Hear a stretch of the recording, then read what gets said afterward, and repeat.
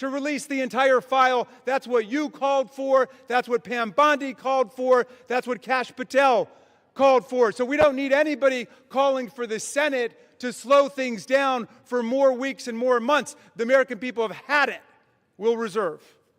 Gentleman reserves. Gentleman is reminded to direct your comments to the chair and not your colleagues. The gentleman from Ohio is recognized, and you do have 90 seconds remaining. Correction. Thank you, Mr. Speaker. I yield 30 seconds to the gentleman from Texas.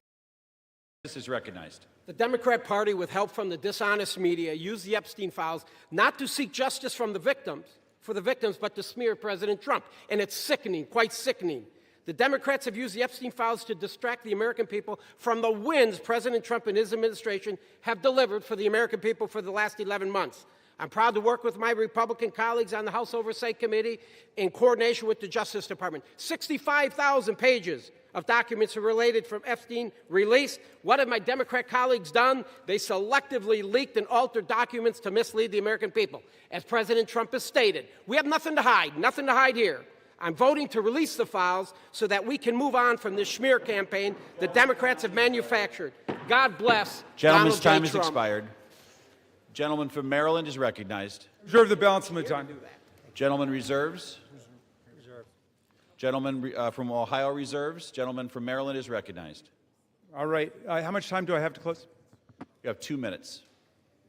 Thank you, Mr. Speaker. And I want to thank all of America for tuning in to this. I want to thank Representatives Massey and Khanna, Representative Green, all of those who have insisted upon bringing the truth forward and a reckoning with the reality of one of the worst international child sex trafficking rings ever to exist in the United States and the cover-up attendant to it. We've got the opportunity today to do justice for the victims, for the survivors who have come forward to say that the voice of the victims and the survivors must be put at the very center of our deliberations, not shunted off to the side, not submerged, not subordinated, but put at the very center. We must hear from the people who themselves were victimized by this nightmare. Now, our colleagues across the aisle seem to want to make this into some sort of partisan contest. I haven't heard so much talk about the Democrats since the Democratic National Convention.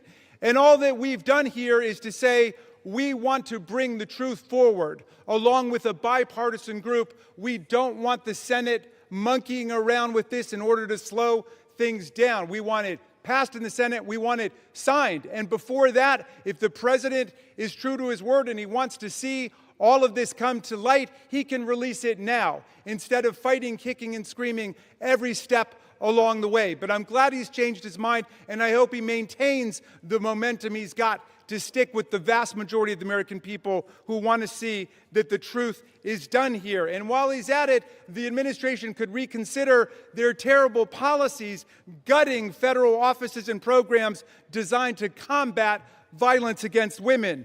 The DOJ terminated hundreds of grants to police departments, defunding the police when it comes to investigating violent sex crimes and to support victims. His DOJ destroyed programs to combat international human trafficking rings. Let's get back on the side of the women. I yield back. Gentleman yields back. The gentleman from Ohio. Thank you, Mr. Speaker. Thank you, Mr. Speaker. The Speaker Johnson said it right. Why now after 4 years of doing nothing?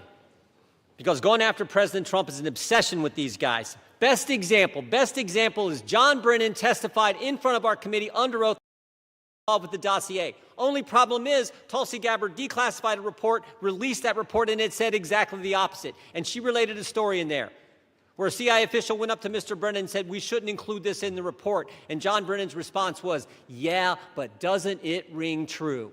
Forget the facts, forget the truth, go after Trump, put it in. Same dynamic at work here. We're all for protecting innocent victims. We're all for exposing the bad guys who did bad things. But this is an obsession with the left. For 10 years, it's going after President Trump. So vote yes. Make sure the bad guys are held accountable. We all want to do that. Speaker Johnson's right. I think it's going to be unanimous. But understand what they're doing, because they had 4 years and didn't do a darn thing. With that, I yield back. Gentleman yields back. The question is, will the House suspend the rules and pass the bill H.R. 4405? Those in favor say aye. Those opposed say no. In the opinion of the chair, two-thirds being in the affirmative, the rules are suspended. The bill is passed, and without Can I request a objection, recorded vote, Mr. the Speaker? gentleman from Maryland is recognized. Yeah, I'm requesting a recorded vote. The gentleman from Maryland has requested a recorded vote. Those favoring a recorded vote will rise.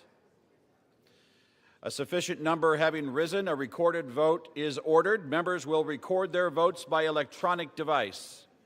Pursuant to Clause 9 of Rule 20, this 15-minute vote on the motion to suspend the rules will be followed by 5-minute votes on ordering the previous question on House Resolution 879, adoption of House Resolution 879 if ordered, and adoption of House Resolution 878. This is a 15-minute vote.